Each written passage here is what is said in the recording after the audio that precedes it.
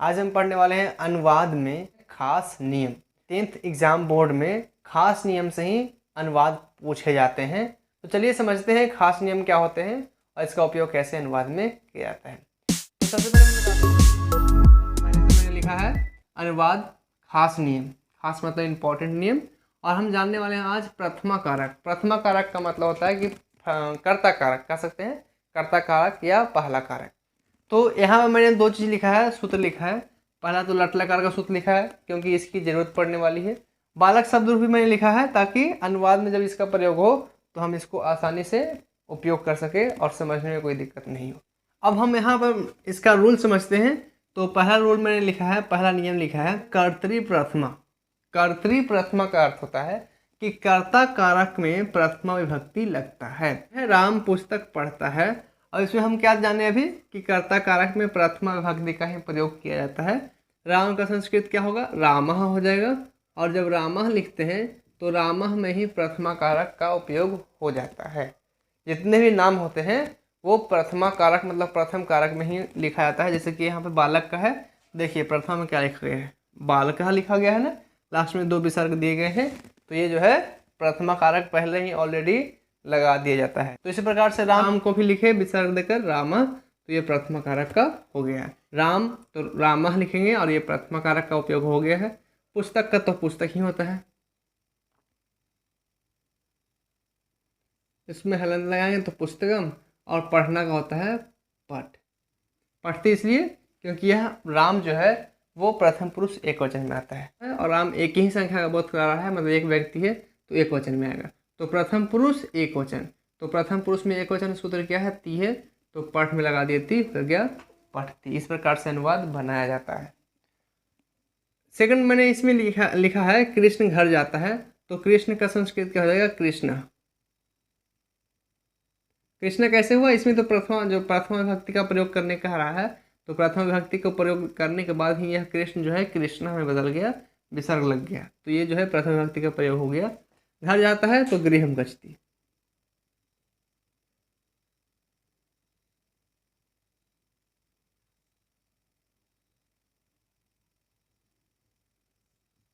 कृष्णा गृहम गच्छति, यहाँ पे कृष्णा कर दिए तो प्रथमा विभक्ति का प्रयोग हो गया।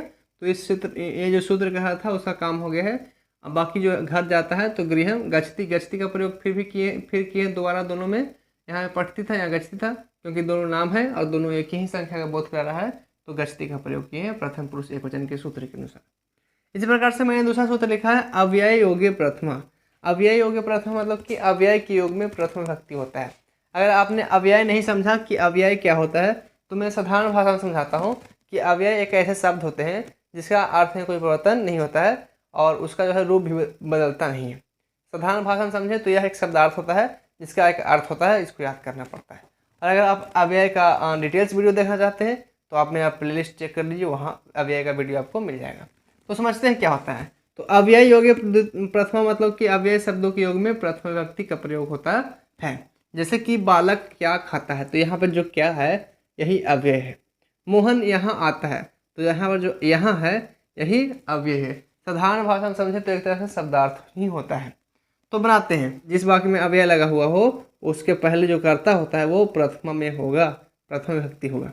तो बालक का प्रथम विभक्ति क्या होगा, यहाँ पे हम देख सकते हैं, यहाँ बालक शब्द रूप में हम देख सकते हैं कि बालक का प्रथम विभक्ति एक वचन क्या होगा, बालक। एक वचन का प्रयोग इसलिए कर रहे हैं क्योंकि यह एक ही बालक है, लेकिन प्रथमा का प्रयोग कर रहे हैं क्योंकि यह नियम कह रहा है।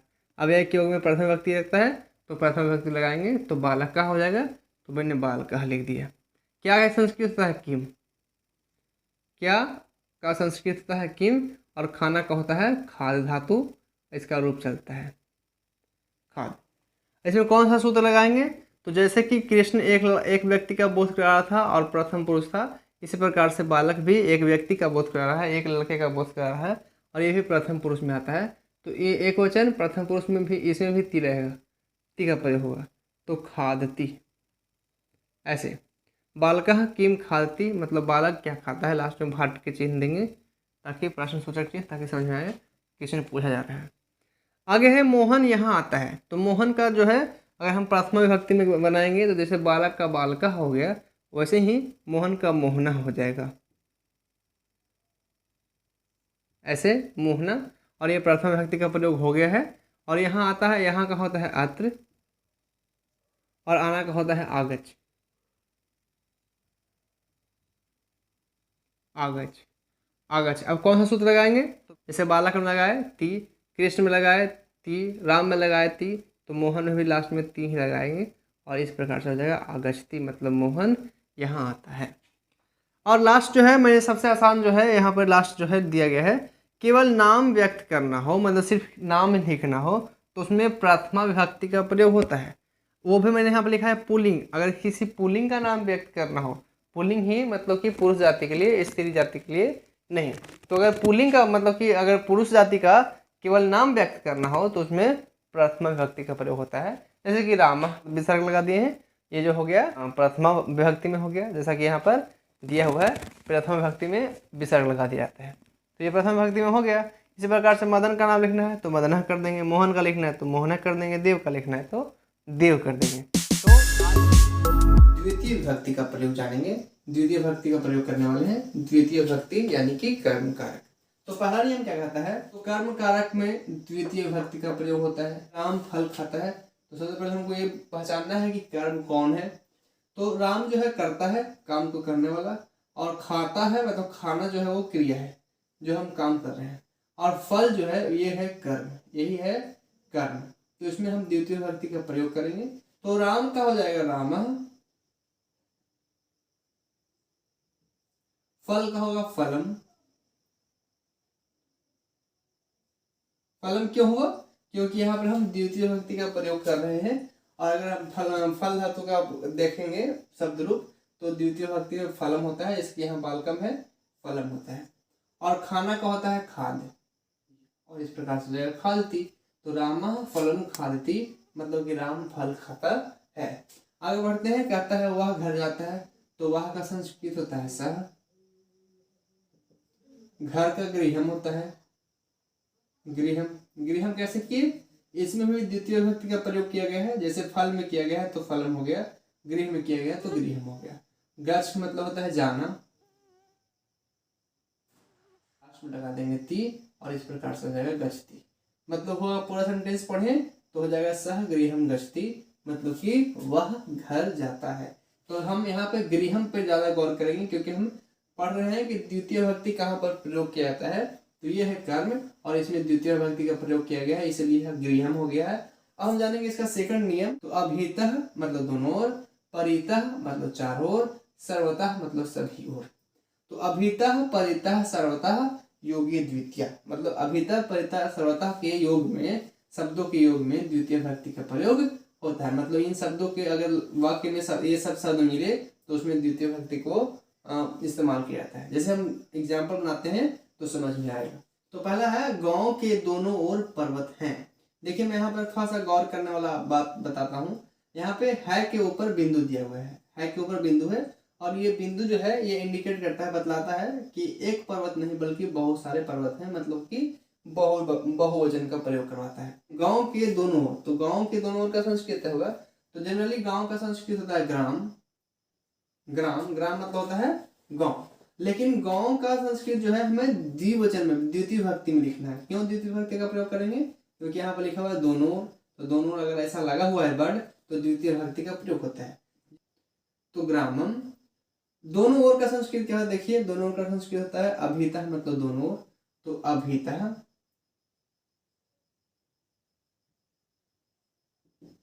ग्रामम अभितः मतलब कि गांव के दोनों ओर। पर्वत हैं मतलब कि बहुत सारे पर्वत हैं। तो देखिए यहाँ पर पर्वत का हम संस्कृत लिखें तो पर्वतः हो जाएगा ऐसे। पर्वतः मतलब कि एक पर्वत, सिर्फ एक पर्वत। जैसे कि बालक का शब्द रूप अगर बनाते हैं एक वचन में तो बालका मतलब कि एक लड़का। लेकिन अगर हम इसी को आ की मात्रा दे देते हैं ऐसे और विसर्ग लगाते हैं, अब इसका हिंदी अर्थ जाएगा बहुत सारे पर्वत। जैसा कि यहाँ पर बहुवचन में देख सकते हैं तो बालका हो जाता है, बालका मतलब कि बहुत सारे लड़के। तो इसी प्रकार से यहाँ पर्वतः मतलब बहुत सारे पर्वत। तो ग्रामम अभितः मतलब गांव के दोनों ओर, पर्वतः मतलब पर्वत, और हैं का संस्कृत होगा संति। संति इसलिए होगा क्योंकि एक पर्वत नहीं है, बहुत सारा पर्वत है, इसलिए इसमें भी बहुवचन का प्रयोग करना पड़ेगा। तो है मतलब कि संति। कि द्वितीय विभक्ति का प्रयोग इसमें हुआ है, ना कि पर्वत में हुआ है। तो गांव के दोनों ओर है तो गांव में करेंगे, पर्वत में नहीं करेंगे, बल्कि गांव के दोनों ओर है तो गांव में करेंगे। यहाँ विद्यालय के चारों ओर है तो विद्यालय में द्वितीय विभक्ति का प्रयोग करेंगे। तो दूसरा बना ही लेते हैं, क्या दिया है, विद्यालय के चारों ओर वृक्ष हैं, ये भी बहुवचन है क्योंकि ऊपर बिंदु दिया हुआ है, तो एक वृक्ष नहीं बल्कि बहुत सारा वृक्ष है। तो विद्यालय के चारों ओर का संस्कृत हो जाएगा विद्यालयम। विद्यालयम मतलब कि विद्यालय के, और चारों ओर का संस्कृत देखिए होता है परितः, मतलब चारों ओर, तो लिख देंगे परितः, ऐसे लिखेंगे विद्यालयम परितः, मतलब विद्यालय के चारों ओर वृक्ष हैं, तो वृक्ष मतलब बहुत सारा वृक्ष है, तो लिखेंगे वृक्षा। वृक्षा संति। संति इसलिए क्यों किए, क्योंकि जैसे पर्वतः किए तो संति का प्रयोग किए, इसी प्रकार से वृक्षा किए तो हम संति का प्रयोग करेंगे, क्योंकि ये भी बहुवचन में है। तीसरा नियम कहता है प्रति। प्रति मतलब की ओर, अनु मतलब पीछे, धिक मतलब धिक्कार, निक्सा मतलब नजदीक, अंतरा मतलब बीच में, अंतरेण मतलब बिना, यावत मतलब तक। शब्दों के योग में द्वितीय विभक्ति का प्रयोग होता है। मतलब ये आसान भाषा में समझे तो ये कि इन शब्दों के योग में जब ये शब्द लगे हों तो उसमें हम द्वितीय विभक्ति का प्रयोग करेंगे। तो जैसे इसको हम समझने के लिए दो एग्जाम्पल भी लिए हैं, और एग्जाम्पल को बनाते हैं तो और अच्छे से समझ में आएगा। तो बनाते हैं, लिखा हुआ है गांव के नजदीक नदी है, तो गांव के संस्कृत क्या बताया अभी हमें, ग्राम बताया, ग्राम। लेकिन ये भी बताया साथ में कि ग्राम हम कैसे प्रयोग किए थे, क्योंकि यहाँ पे द्वितीय विभक्ति का प्रयोग करना था, तो गांव का ग्रामम हुआ, जैसे कि बालक का बालकम होता है द्वितीय विभक्ति में, इस प्रकार से गांव का ग्रामम हो जाएगा। ग्रामम मतलब कि गांव के। नजदीक का संस्कृत क्या होगा, देखिए यहाँ पर निक्सा लिखा हुआ है, निक्सा मतलब नजदीक, तो लिखेंगे निक्सा। यहाँ पे थोड़ा स्पेस का जो है दिक्कत आ रहा है, इसलिए हम सब लग रहा हो कि सब जो है नजदीक नजदीक लिखा हुआ है, तो थोड़ा मैनेज कीजिएगा। तो ग्रामम निक्सा मतलब कि गांव के नजदीक, और नदी है, देखिए नदी यहाँ पर एक नदी है, क्योंकि यहाँ बिंदु नहीं दिया हुआ है, तो एक नदी का बोध करा रहा है, तो एक नदी का संस्कृत जगह सिर्फ नदी, ऐसे। और है तो अस्थि का प्रयोग करेंगे। अस्थि का प्रयोग क्यों किए हैं, क्योंकि एक वचन का बोध कर रहा है, तो अस्थि का प्रयोग होगा। और इस प्रकार से दूसरा हमारा है शहर तक वृक्ष है, और यहाँ पे बिंदु भी दिया हुआ है के ऊपर, मतलब बहुत सारे वृक्षों का बात कर रहा है, तो बहुवचन में प्रयोग करेंगे। तो शहर तक, तो शहर का तो संस्कृत होता है नगर, लेकिन हम नगरम लिखेंगे क्योंकि हमें द्वितीय विभक्ति का तो प्रयोग करना है ना, द्वितीय विभक्ति का प्रयोग करना है, तो बालक का होता है द्वितीय विभक्ति बालकम। हलंत माँ जो है जोड़ दिया जाता है, जैसे कि हम देख रहे हैं हलंत माँ जोड़ दिया है, तो यहाँ पर हलंत माँ जोड़ दिया गया, सभी में हलंत माँ जोड़ गया है। क्यों, क्योंकि हमें द्वितीय विभक्ति का प्रयोग करना है, यह सूत्र कह रहा है। तो नगरम मतलब कि शहर। तक का संस्कृत क्या होगा, देखिए शहर तक का संस्कृत क्या होगा, तो यावत मतलब होता है तक, तो नगरम यावत मतलब कि नगर तक। और वृक्ष है तो एक वृक्ष तो है नहीं, बहुत सारा वृक्ष का बोध कर रहा है, तो वृक्षा लिखेंगे। वृक्षा मतलब कि बहुत सारा वृक्ष, और हैं तो हैं मतलब कि संति। संति इसलिए क्योंकि यहाँ बहुवचन का प्रयोग किया जा रहा है, इसलिए संति। यहाँ पर अस्थि लिखे थे क्योंकि सिर्फ एक वचन का प्रयोग कर रहा था। तो इस प्रकार से हम द्वितीय विभक्ति का 3 नियम देखे हैं, 1-2 नियम और होते हैं, तो उसको भी हम अभी देख लेते हैं। तो द्वितीय विभक्ति का 2 सूत्र मैंने और लिखा है, तो इस प्रकार से 2 सूत्र और हैं। चौथा है क्रिया विशेषण पदों में द्वितीय विभक्ति लगता है। क्रिया विशेषण कहने का मतलब है कि जिसमें जिस क्रिया में कोई खास बात हो उसकी विशेषता बताया जाए, तो ऐसे वाक्यों में, ऐसे शब्दों में द्वितीय विभक्ति का प्रयोग होता है। जैसे एग्जाम्पल समझेंगे तो और अच्छे से समझ में आएगा। वह मधुर गाती है, तो जो काम है, क्रिया है, वो गाना है, और ये गाने के जो विशेषता है वो मधुर है। तो ऐसे वाक्यों में, ऐसे अनुवादों में द्वितीय विभक्ति का प्रयोग होता है, तो मधुर के साथ द्वितीय विभक्ति का प्रयोग करेंगे। तो वह का संस्कृत जो है वो सा होगा। सा क्यों होगा, तो वह गाती है, तो यहाँ पे गाती है मतलब कि स्त्रीलिंग का बोध हो रहा है, लड़की जाति का बोध हो रहा है, तो इसलिए यहाँ पर सा का प्रयोग होगा। और मधुर गाती है, तो मधुर का संस्कृत तो मधुरा होता है अगर पुल्लिंग की बात करें, लेकिन और अगर बात करें हम एक वचन में, प्रथम पुरुष में, तो मधुरा होता है, लेकिन हम द्वितीय विभक्ति का प्रयोग करेंगे क्योंकि ऐसे वाक्यों में जिसमें क्रिया और विशेषण दोनों हो, उसमें हम द्वितीय विभक्ति का प्रयोग करते हैं। तो जैसे बाला का बालकम होता है, उसे मधुर का मधुरम हो जाएगा। तो ऐसे हो जाएगा मधुरम, सा मधुरम। और गाना का होता है गा धातु, और इसका रूप चलता है गायती, गायतः, गायंती। तो हो जाएगा गायती। गायती का प्रयोग कैसे किए हैं, क्योंकि साह जो है वो प्रथम पुरुष एक वचन में आता है, जैसे कि साह होता है उसी प्रकार से साह होता है प्रथम पुरुष एक वचन में। तो इसका शुद्ध होता है ती, तो इसी प्रकार से लास्ट लगा देती। तो वह मधुर गाती है, मतलब सा मधुरम गायती। यहाँ पर मधुरम में यहाँ द्वितीय विभक्ति का प्रयोग किया, जैसा कि बालकम है मधुरम हो गया है। दूसरा है तुम धीरे धीरे जाते हो। तो तुम धीरे धीरे जाते हो, इसमें जो है ये है विशेषण। विशेषण इसलिए क्योंकि जाना एक क्रिया हो गया, काम हो गया जाना, और उसका विशेषता बता रहा है कि वह धीरे धीरे जाता है, तो ये विशेषण हो गया। तो तुम का संस्कृत तो है, सबसे पहले लिखेंगे त्वम, त्वम मत हो जाएगा तुम। तो हम ऐसे भी लिखा जा सकता है, और नहीं तो हम इसको बिंदु को हटाकर हलंत मा का प्रयोग भी कर सकते हैं। तो हो गया त्वम मतलब तुम धीरे धीरे। तो धीरे धीरे का जो संस्कृत हो जाएगा वो मंदम मंदम होगा। मंदम मंदम, मंदम का प्रयोग क्यों किया है, क्योंकि हमको पता है कि द्वितीय विभक्ति का प्रयोग करना है। तो मंदम और एक बार और मंदम, क्योंकि धीरे धीरे दो बार है, तो मंदम मंदम भी हम दो बार लिखेंगे। तो मंदम मंदम मतलब कि धीरे धीरे। त्वम मंदम मंदम मतलब तुम धीरे धीरे जाते हो। तो जाना का संस्कृत होता है गच्छ, ऐसे। और हम शुद्ध का प्रयोग कौन सा करेंगे, देखिए ये थोड़ा सा डिफरेंट है, तो आपको समझ में और अच्छा ज्यादा समझ में आएगा। थोड़ा सा देखिएगा, त्वम जो है ये मध्यम पुरुष में आता है। कौन सा पुरुष, मध्यम पुरुष, सेकंड नंबर। देखिए यहाँ पर प्रथम पुरुष मध्यम पुरुष, तो ये मध्यम पुरुष में है। तो त्वम मध्यम पुरुष होता है। त्वम मतलब कि तुम होता है। तो अगर हम किसी को तुम बोले तो कितने संख्या का बोध हो रहा है, वन संख्या, वन एक संख्या, तो एक संख्या का बोध हो रहा है, मतलब एक वचन। तो मध्यम पुरुष होता है लेकिन एक वचन होता है। तो मध्यम पुरुष एक वचन का सूत्र क्या है, सी है। तो गच्छ में लगाएंगे सी, तो हो जाएगा गच्छ सी।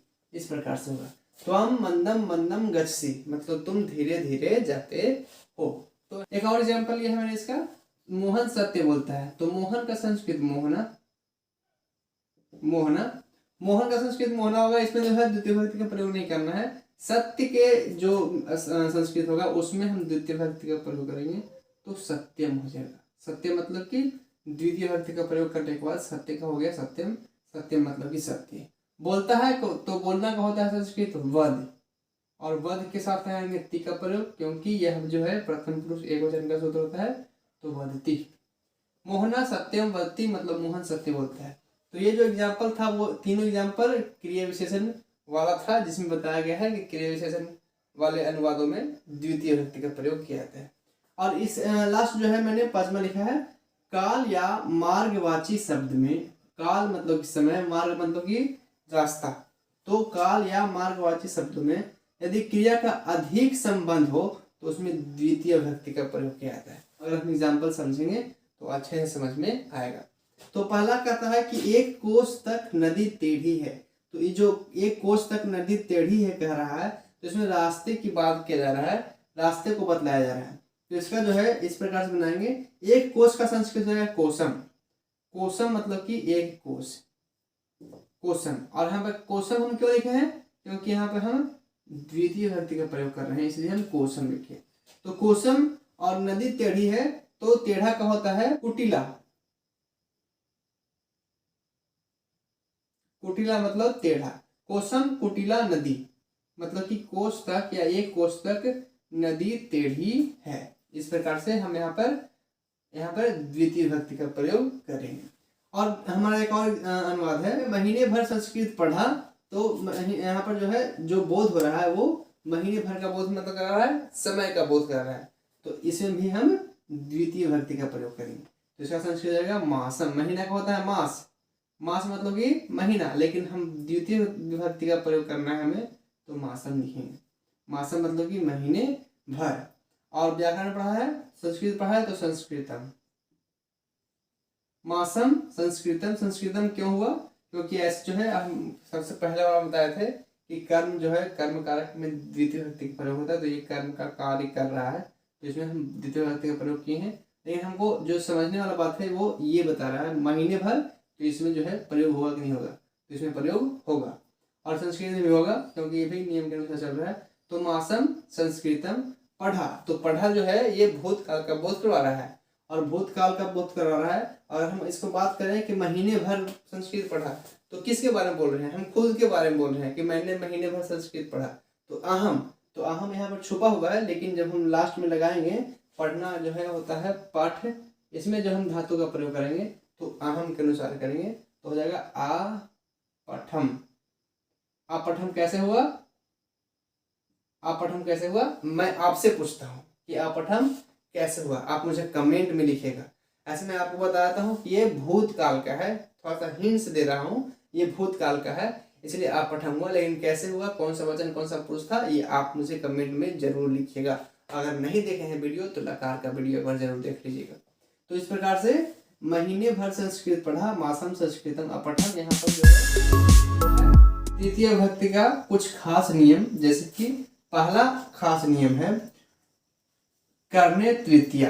करने तृतीया कहने का मतलब है कि कर्ण कारक में तृतीय भक्ति होता है। जैसे कि राम कलम से लिखता है, तो यहाँ पर कलम से, तो कर्ण का चिन्ह होता है से। देखिए यहाँ मैं लिख दे रहा हूँ, कर्ण का चिन्ह होता है से, और तो राम का हो जाएगा रामः। कलम से, तो कलम से का जो है हम अभी पढ़ रहे हैं, ये तृतीय भक्ति का प्रयोग किया जाता है। तो कलम का संस्कृत होता है कलम, कलम का कलम ही होता है। लेकिन जब हम इसमें तृतीय भक्ति का प्रयोग करेंगे तो क्या बनेगा? तो जैसे बालक का रूप चलता है उसी तरह से कलम का भी रूप चलेगा। तो जैसे बालक का शब्द रूप मैंने यहाँ पर लिखा है, तो तृतीय भक्ति में देखते हैं क्या लिखा हुआ है। तृतीय भक्ति ये है, इसमें देखेंगे क्योंकि कलम एक है, एक संख्या का बोध कर रहा है, तो एक वचन में ही देखेंगे। तो बालक कहा जाता है बालकेन। देखिए तृतीय का एक वचन में बालक हो जाता है बालकेन। तो इसी प्रकार से कलम कहा जाएगा कलमेन। ऐसे रामा कलमेन, कलमेन मतलब कलम से, और लिखता है, तो लिखना का संस्कृत होता है लिख धातु, इसका रूप चलता है तो हो जाएगा लिखती। इस प्रकार से अगला है वह मुख से बोलता है, मतलब मुख से बोलता है, तो इसका हो जाएगा वह का संस्कृत होता है सह। सह मतलब वह मुख से, तो मुख का संस्कृत मुख ही होता है ऐसे। लेकिन जब हम इसमें तृतीय भक्ति का प्रयोग करेंगे तब क्या हो जाएगा? जैसे मैंने अभी लिखा कलम का हो जाएगा कलमेन, इसी प्रकार से मुख का भी मुखेन हो जाएगा। मुखेन का मतलब हो गया कि मुख से। और बोलता है तो बोलना का होता है वध धातु, तो वदती लगेगा, इस प्रकार से बनेगा। इसी प्रकार से दूसरा नियम कर रहा है कि सहार्थे तृतीय। सहार्थे तृतीय जो है ये इंपॉर्टेंट VVI है, एकदम VVI कह सकते हैं, वेरी वेरी इंपॉर्टेंट नियम है। और जितने भी मैंने बोर्ड एग्जाम का क्वेश्चन देखा है उसमें एक न एक तो जरूर ये इसी सूत्र से पूछा जाता है, सहार्थे तृतीय से पूछा जाता है। ये बहुत इंपॉर्टेंट नियम है, इसको आप VVI करके एकदम इंपॉर्टेंट करके याद कीजिएगा। सहार्थे तृतीय है साथ, साथ मतलब कि सह, सह मतलब साथ होता है, तो साथ होने के अर्थ में तृतीय भक्ति लगता है। साथ होने या साथ रहने के अर्थ में, जैसे कि मैं राम के साथ जाता हूँ, वह राम के साथ खाता, मतलब साथ वाला जो है, जितने भी साथ वाला अनुवाद होते हैं वो सहार्थे तृतीय से बनता है, और इसमें तृतीय भक्ति का प्रयोग किया जाता है। जैसे एग्जाम्पल मैंने लिखा है, एग्जाम्पल से और अच्छे से समझ में आएगा। तो अनुवाद है कि सीता राम के साथ जाती है, तो सीता राम के साथ जाती है, तो इसमें तृतीय भक्ति किसके साथ लगेगा? तो जिसके साथ जाएगी उसके साथ लगेगा। तो राम के साथ जा रही है, सीता किसके जा रही है, किसके साथ जा रही है? राम के साथ, तो राम के साथ जो है तृतीय भक्ति का प्रयोग करेंगे। तो सीता का तो जनरली हो जाएगा सीता, ऐसे। राम के साथ, तो राम का तो राम होता है, लेकिन जब हम इसमें तृतीय भक्ति का प्रयोग करेंगे तो क्या होगा? तो इसी के अनुसार जो है बालक के अनुसार ही सबका रूप बनेगा। तो जैसे तृतीय भक्ति का बालकेन हो जाता है, इसी प्रकार से राम का हो जाएगा रामीन, ऐसे। सीता रामेन, रामेन मतलब राम के, और साथ का होता है सह, सह जैसे कि मैंने यहाँ पर लिखा है, साथ का होता है सह। सीता रामेन सह मतलब सीता राम के साथ जाती है, तो जाना का संस्कृत होता है गच्छ, ऐसे। अब सोच रहे होंगे कि यहाँ पर गच्छति लगेगा कि गच्छता लगेगा, ताकि सीता और राम दोनों हो गया, तो द्विवचन हो गया कि एक वचन हुआ। तो मैं आपको बता दूं कि यहाँ पर जो करता है, काम करने वाला है, वो कौन है? सीता है। सीता अकेली है। सीता राम के साथ जाती है, सीता उसके साथ जाती है, सीता किसके साथ जाती है? किसी के साथ भी जा कौन रही है? सीता जा रही है। तो सीता के बारे में बात किया जा रहा है, और सीता एक लड़की है, तो एक वचन का प्रयोग किया जाएगा। तो सीता जो है इसी के अनुसार गच्छ के धातु का हम प्रयोग करेंगे लास्ट में। तो सीधा एक वचन में आता है, प्रथम पुरुष एक वचन में, तो ती का इस्तेमाल करेंगे, ऐसे गच्छति करेंगे। और इसी प्रकार से हमारा सेकंड भी अनुवाद क्या है, पिता पुत्र के साथ घर जाता है। पिता पुत्र के साथ घर जाता है, तो इसमें हम किसके साथ जो है तृतीय विभक्ति का प्रयोग करेंगे, तो पुत्र के साथ करेंगे। देखिए किसके साथ जाया जा रहा है, पुत्र के साथ, तो पुत्र में ही तृतीय विभक्ति लगेगा। तो पिता का संस्कृत तो पिता ही हो जाएगा, पिता। पुत्र का संस्कृत पुत्र ही होता है, ऐसे पुत्र। लेकिन जब हम इसमें तृतीय विभक्ति का प्रयोग करेंगे, जैसे राम का रामेन हो गया, उसी तरह से पुत्र का पुत्रेन होगा। जैसा कि यहाँ बालक का बालकेन हुआ है, तो पुत्रेन मतलब पुत्र के, पिता पुत्रेन मतलब पिता पुत्र के, और साथ घर जाता है, तो साथ होता है सह, तो सह।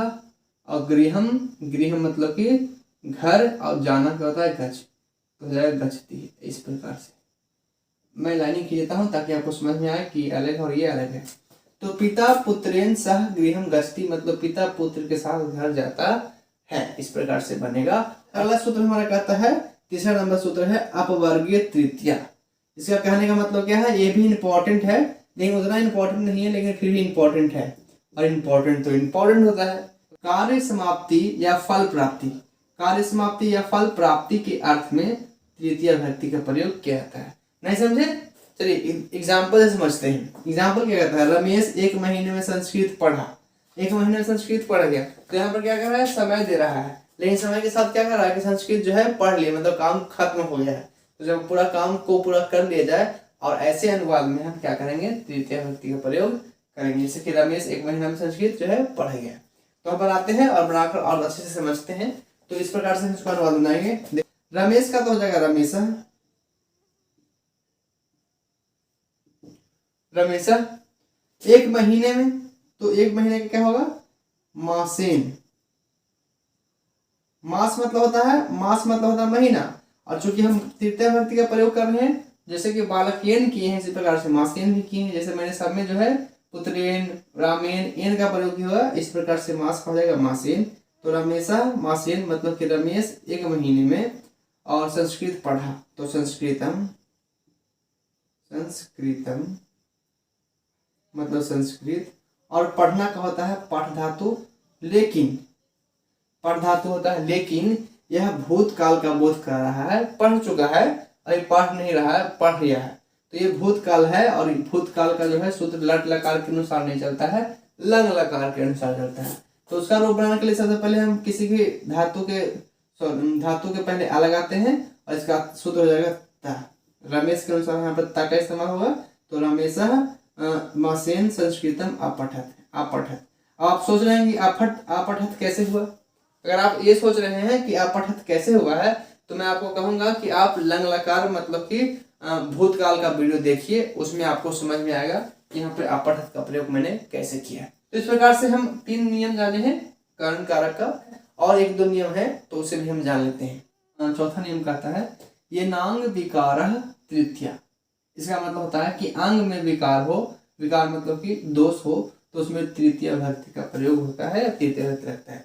जैसे मैं इसको बताने से पहले मैं सबसे आग्रह कहना चाहूंगा कि कोई भी व्यक्ति हो, कैसा भी व्यक्ति हो, चाहे शरीर से किसी भी प्रकार से सही हो नहीं हो, सबका अपना अपना इज्जत होता है, और सब इस दुनिया में महान बन सकते हैं या महान है।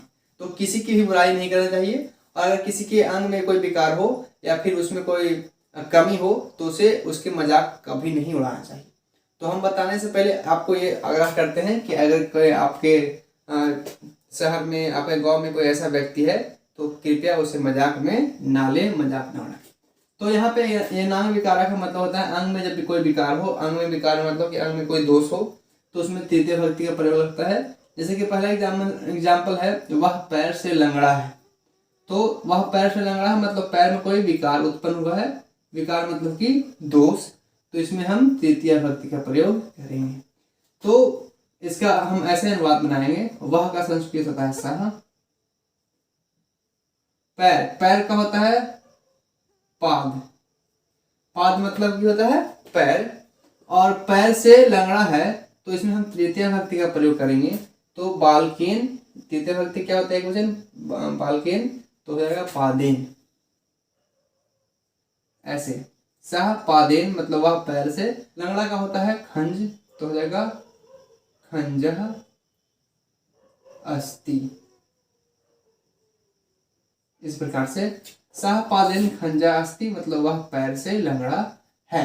दूसरा है मोहन कान से बहरा है, तो मोहन का संस्कृत तो मोहना ही हो जाएगा।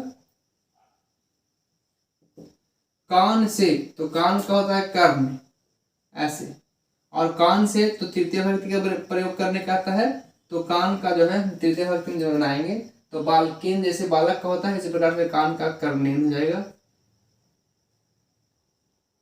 कर्णेन। और बहरा का होता है बाहवा, बाहवा अस्ति। इस प्रकार से मोहना कर्णेन बाहवा अस्ति मतलब मोहन कान से बहरा है। तो आगे बढ़ते हैं, और आगे हमारा लास्ट जो है वो है पृथक बिना नाना शब्दों के होने पर द्वितीय व्यक्ति, तृतीय भक्ति या पंचमी भक्ति लगता है। देखिए यहाँ पे द्वितीय भी लग सकता है, तृतीय भी, और पंचमी भक्ति लग सकता है।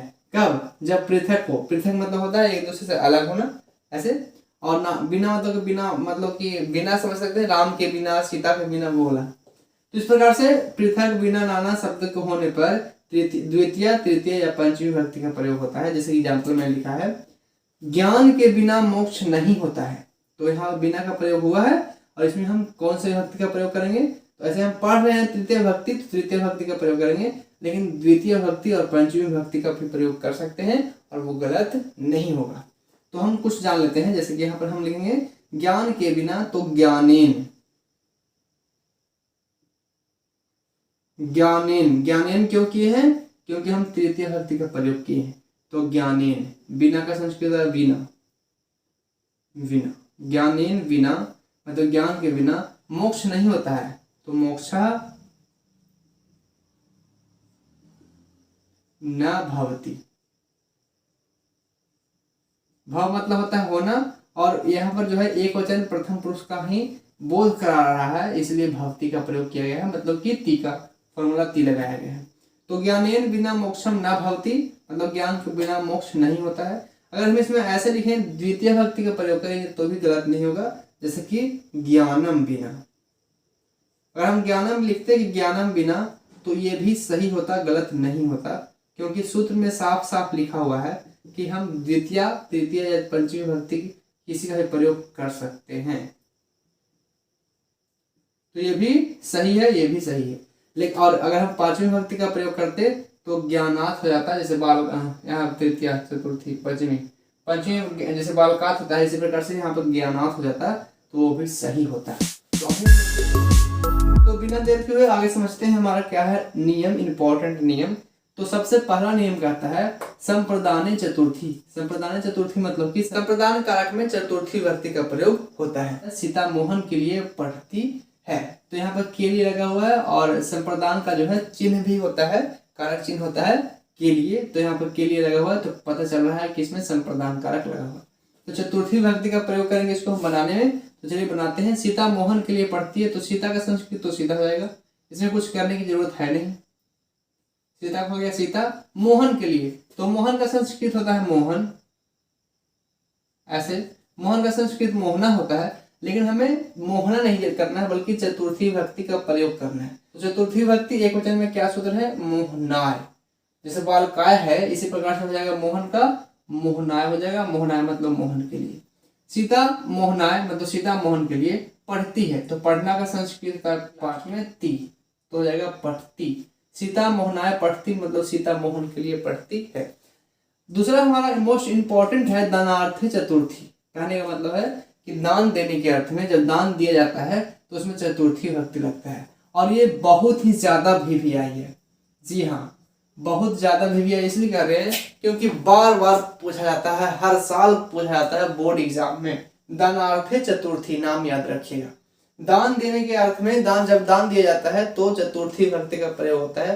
जैसे एग्जाम्पल होता है कि राजा गरीबों को दान देता है, राजा गरीबों ब्राह्मणों को वस्त्र देता है, कुछ भी दान देता है, जब देता है तो उसमें दान देने के अर्थ में चतुर्थी भक्ति का प्रयोग होता है। बहुत ही इंपॉर्टेंट है, इसलिए मैंने यहाँ पे VVI भी लिख दिया है, तो इसमें ज्यादा गौर कीजिएगा। तो समझ में तो आ ही गया है, दान देने के अर्थ में दान दिया जाता है तो चतुर्थी भक्ति का प्रयोग होता है। जैसे मैंने 2 एग्जाम्पल लिखा है, बनाते हैं। राजा गरीबों को वस्त्र देता है, तो राजा का संस्कृत हो जाएगा राजा, कुछ करने की जरूरत नहीं है। गरीबों को, तो गरीबों को वस्त्र देता है, तो गरीबों को, तो देखिए गरीब का संस्कृत होता है दरिद्र, ऐसे गरीब का संस्कृत होता है दरिद्र। लेकिन यहाँ पर एक दरिद्र नहीं है, एक गरीब नहीं है, गरीबों को मतलब बहुत सारे गरीबों को, हम इसका बहुवचन देखेंगे। तो बहुवचन में पहले देखेंगे कौन से कारक का प्रयोग करना है हमें, कौन सी विभक्ति का, तो यहाँ लिखा हुआ चतुर्थी विभक्ति का, तो चतुर्थी विभक्ति देखेंगे। लेकिन बहुवचन में तो देखिए बालक का होता है बालकेभ्यः, ये बालक शब्द रूप बनाया हुआ है, तो बालकेभ्यः। इसी प्रकार से दरिद्र का हम शब्द रूप बनाएंगे चतुर्थी बहुवचन में, तो हो जाएगा दरिद्रेभ्यः, ऐसे दरिद्रेभ्यः। और दरिद्रेभ्यः मतलब कि गरीब, बहुत सारे गरीबों को। तो राजा गरीबों को मतलब राजा दरिद्रेभ्यः वस्त्र देता है, तो वस्त्र का संस्कृत होता है वस्त्रम, और देना का होता है दा धातु, और इसका रूप चलेगा तो दादती, ऐसे दादती। क्योंकि राजा एक व्यक्ति है, प्रथम पुरुष में आता है, तो सूत्र लगेगा ती, तो ती का प्रयोग किया है और मैंने दाती बनाया है। तो राजा दरिद्रेभ्यः वस्त्रम ददाति, मतलब राजा गरीबों को वस्त्र देता है, और यहाँ पे चतुर्थी विभक्ति का प्रयोग किया गया है। और नेक्स्ट हमारा दूसरा अनुवाद है, वह ब्राह्मणों को दान देता है, तो वह का संस्कृत हो जाएगा सह, सह। ब्राह्मण का संस्कृत ब्राह्मण ही होता है, लेकिन ब्राह्मण एक नहीं है, ब्राह्मणों को मतलब कि ब्राह्मण बहुत सारे हैं, तो इसमें हम बहुवचन का प्रयोग करेंगे, चतुर्थी विभक्ति बहुवचन। तो जैसे बालकेभ्यः होता है उसी प्रकार से ब्राह्मणेभ्यः भी होगा, ऐसे सह ब्राह्मणेभ्यः मतलब वह ब्राह्मणों को दान देता है, तो दानम, दानम मतलब दान, और देता है तो ददाति, ददाति। दान देने के अर्थ में चतुर्थी विभक्ति होता है, चतुर्थी विभक्ति लगाया गया है, तो ये इंपॉर्टेंट नियम है, याद रखिएगा। और खास साथ में ये भी बहुत ही इंपॉर्टेंट नियम है। जो नेक्स्ट तीसरा नंबर पे है, रुच धातु के योग में चतुर्थी, रुच धातु योग चतुर्थी, ये भी इंपॉर्टेंट नियम है, बहुत ही ज्यादा जरूरी है, ये भी बार बार पूछा जाता है, इसलिए मैंने भी आई लिख दिया। तो इसका अर्थ क्या होता है, ये कहता है कि रुच धातु के योग में चतुर्थी विभक्ति लगता है। अब रुच मतलब क्या होता है, अच्छा लगना, रुच मतलब कि अच्छा लगना या पसंद आना। पहला अनुवाद दिया गया है, गणेश को लड्डू अच्छा लगता है।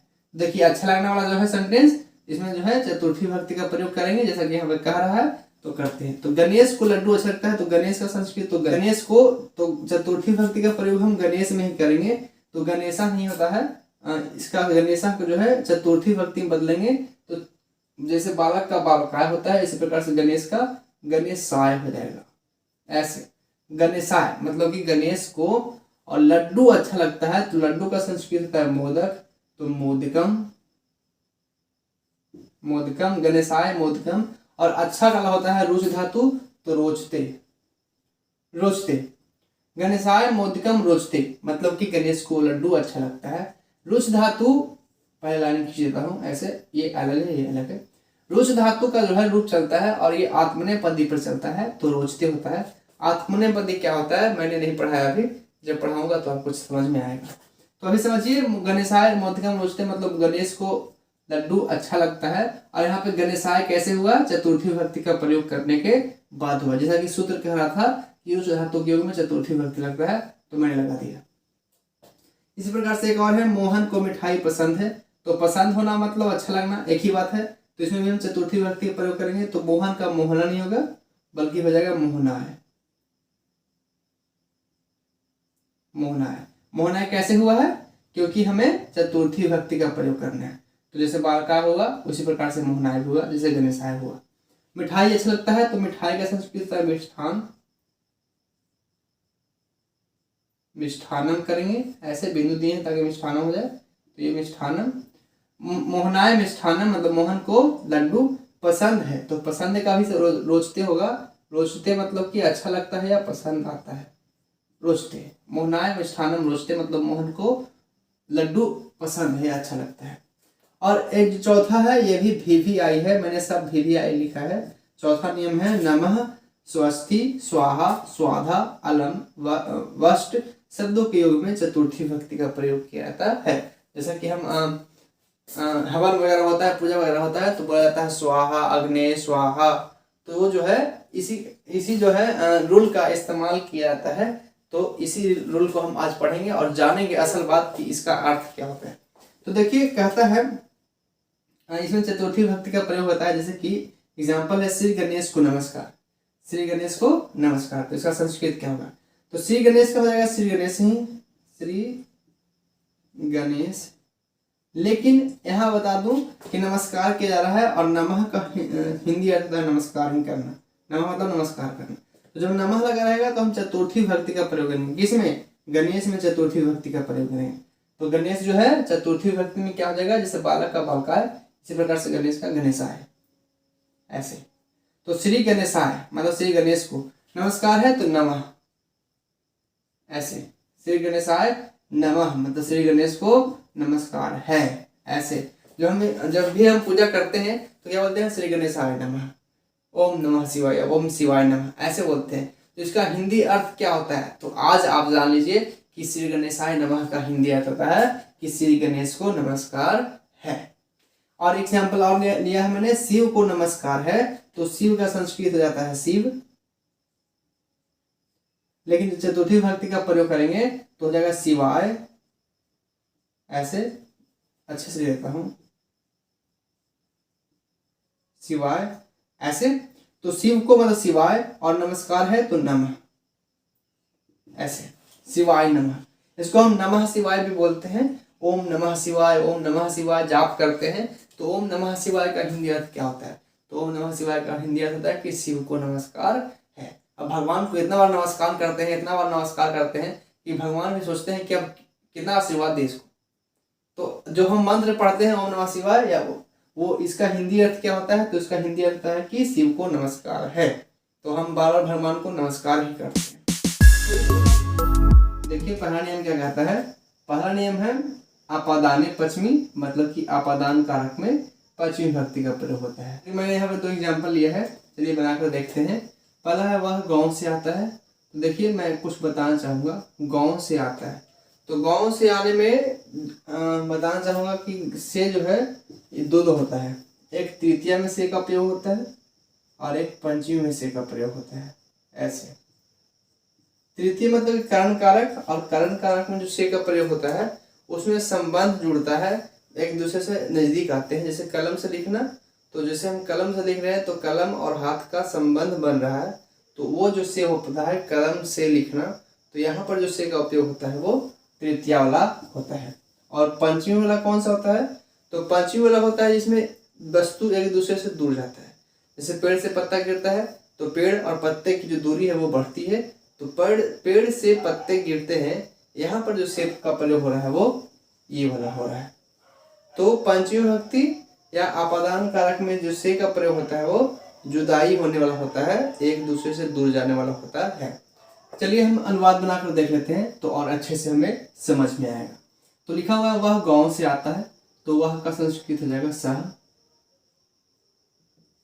ऐसे। वह का संस्कृत हो जाएगा सह।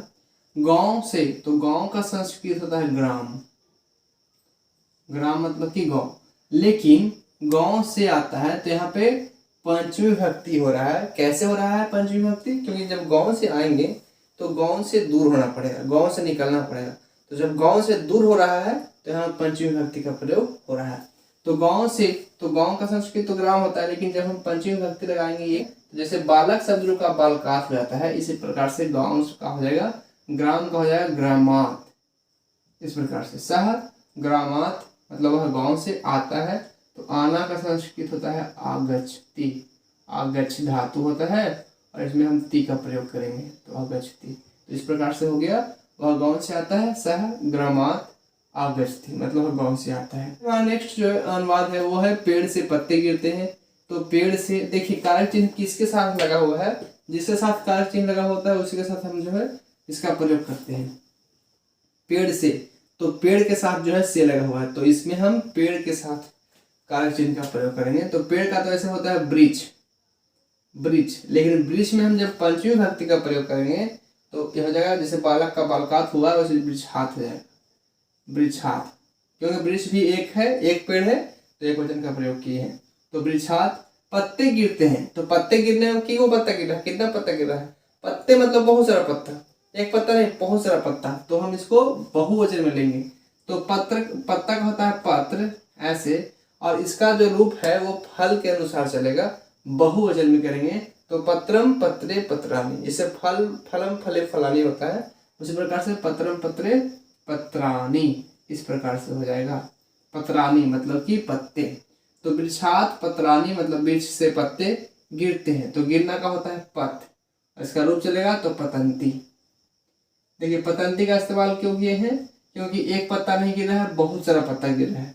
जब बहुत सारा पत्ता गिर रहा है तो इसको हम बहुवचन में लगाएंगे, तो बहुवचन में देखिए प्रथम पुरुष में होता है, बहुवचन में सूत्र क्या होता है अंति, तो लास्ट में लगा दिए अंति, हो गया पतंती। तो वृक्षात पत्राणी पतंती मतलब पेड़ से पत्ते गिरते हैं। और ये जो है आप एक तरह से कहिए कि इसको 2-4 बार पढ़ के रट जाइएगा, क्योंकि सेम यही चीज पूछता है, इसमें कोई चेंजिंग नहीं देता है। वृक्ष से पत्ते गिरते हैं, पेड़ से पत्ते गिरते हैं, वृक्षात पत्राणी पतंती, एकदम रट जाइएगा, यही सेम पूछेगा। और फिर हमारा जो है सेकंड नियम कहता है भित्रार्था नाम भय हेतु, मतलब कि भी धातु या त्रय धातु। देखिए भी मतलब कि होता है भय या डरना, और त्रय मतलब होता है रक्षा करना। तो भी धातु या त्रय धातु के योग में मतलब जब लगा हुआ हो तो उसमें पंचमी विभक्ति लगता है। जैसे एग्जाम्पल देखेंगे तो और अच्छे से समझ में आएगा।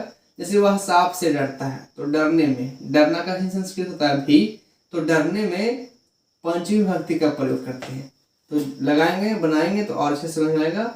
वह का संस्कृत होता है सह, सांप का संस्कृत है सर्प, सर्प मतलब सांप। लेकिन देखिए किससे डर रहा है, सांप से डर रहा है, तो से का जो कारक चिन्ह है वो सांप के साथ लगा हुआ है, तो पंचमी विभक्ति हमको सर्प के साथ ही लगाना है। तो बहुत आसान, जैसे कि मैंने यहाँ पे बनाया है बालक का बालकात हो गया, इसी प्रकार से सर्प का सर्पात हो जाएगा। सब में पंचमी विभक्ति लगाना है तो लगा देंगे। तो सह सर्पात मतलब सांप से डरता है, तो डरना का संस्कृत होता है विभेति, विभेति। भी धातु जो है भी धातु का रूप चलता है, तो इस प्रकार से होता है विभेति। इसका रूप अगर नहीं जानते हैं तो मैं एक अलग से वीडियो बना दूंगा। तो सह सर्पात विभेति मतलब वह सांप से डरता है, यहाँ वाह है ऐसे वाह। और नेक्स्ट हमारा है पिता बाघ से रक्षा करता है, तो पिता का संस्कृत हो जाएगा पिता। देखिए कारक चिन्ह किसके साथ लगा हुआ है, बाघ के साथ लगा हुआ है, से जो है बाघ के साथ लगा हुआ है, तो बाघ का तो ऐसे संस्कृत होता है व्याघ्र, लेकिन इसमें हम पंचमी विभक्ति का प्रयोग करेंगे। तो जैसे ये सर्पात हो गया, इसी प्रकार से ये व्याघ्रात हो जाएगा ऐसे। तो पिता व्याघ्रात मतलब पिता बाघ से रक्षा करते हैं, तो रक्षति, रक्षति मतलब रक्षा करना, इसका रूप चलाए हैं तो रक्षति रक्षता रक्षन्ति होता है। तो पिता एक है तो एक वचन में रक्षति, प्रथम पुरुष में आता है तो प्रथम पुरुष एक वचन का सूत्र होता है ती, लास्ट में लगा देती, हो गया रक्षति। पिता व्याघ्रात रक्षति मतलब पिता बाघ से रक्षा करते हैं। और नेक्स्ट हमारा नियम है तीसरा है तुल्यार्थे पंचमी। तुल्यार्थे पंचमी मतलब होता है तुलना करने के योग में जब तुलना किया जाता है तो उसमें पंचमी विभक्ति का प्रयोग किया जाता है। जैसे कि विद्या धन से श्रेष्ठ है, तो विद्या और धन में तुलना कर रहे हैं, कौन श्रेष्ठ है कौन अच्छा है, तो यहाँ पर तुलना करने वाला हो गया तो पंचमी विभक्ति का प्रयोग करेंगे। तो विद्या धन से श्रेष्ठ है तो लिखेंगे विद्या। देखिए कारक चिन्ह जो से है वो धन के साथ लगा हुआ है, तो धन में ही पंचमी विभक्ति का प्रयोग करेंगे। तो विद्या और धन का तो धन होता है, लेकिन जब हम पंचमी विभक्ति का प्रयोग करेंगे तो कात लगेगा, तो आत लगेगा तो धनात हो जाएगा ऐसे। विद्या धनात श्रेष्ठा अस्ति, श्रेष्ठा अस्ति, इस प्रकार से बनकर तैयार हो गया। यहाँ पंचमी विभक्ति का प्रयोग किया है मैंने। कालिदास कवियों में श्रेष्ठ हैं, तो इसको हम बनाएंगे ऐसे।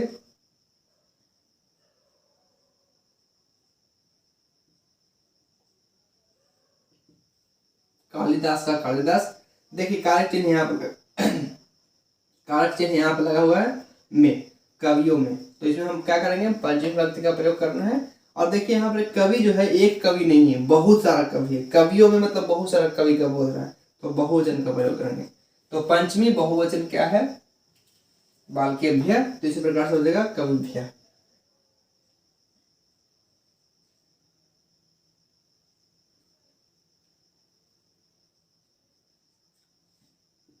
और एक बात मैं बता दूं कि कवि का जो रूप है वो बालक की तरह नहीं चलता है। जी हाँ, कवि का रूप बालक की तरह नहीं चलता है, ये इकारांत इसका रूप चलता है, शब्द रूप। तो अगर बहुवचन में आए तो ऐसे ही सबका होता है, तो इसमें जो है चल सकता है, तो इसमें कोई गलत नहीं होगा। तो कालिदासा कविभ्यः श्रेष्ठ है तो श्रेष्ठ अस्ति।